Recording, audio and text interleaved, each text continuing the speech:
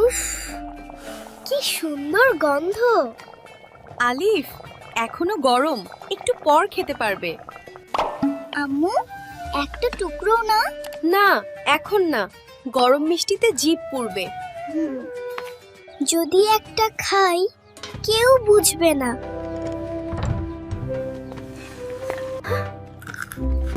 কি খাচ্ছিস আলিফ?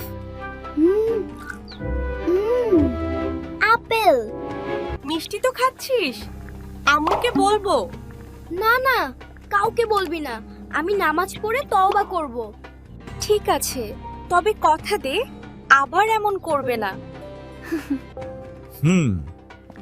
কার এত সাহস? আলিফ, তুমি জানো আল্লাহ সব দেখেন, এমনকি আমরা না দেখলেও। আমি ভুল করেছি বাবা। ভুল করলে তা স্বীকার করাই সাহস। চলো আমরা সবাই একসাথে দোয়া করি। আম্মু, আমি একটা মিষ্টি খেয়ে ফেলেছি, মাফ করে দাও। আমার সোনার ছেলে, সত্য বলাটা আল্লাহ পছন্দ করেন।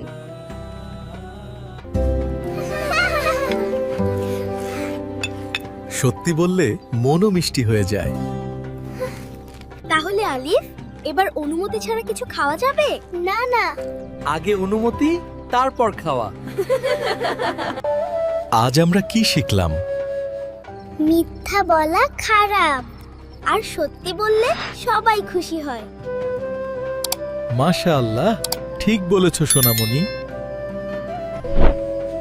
আল্লাহ সত্যবাদীদের ভালোবাসেন।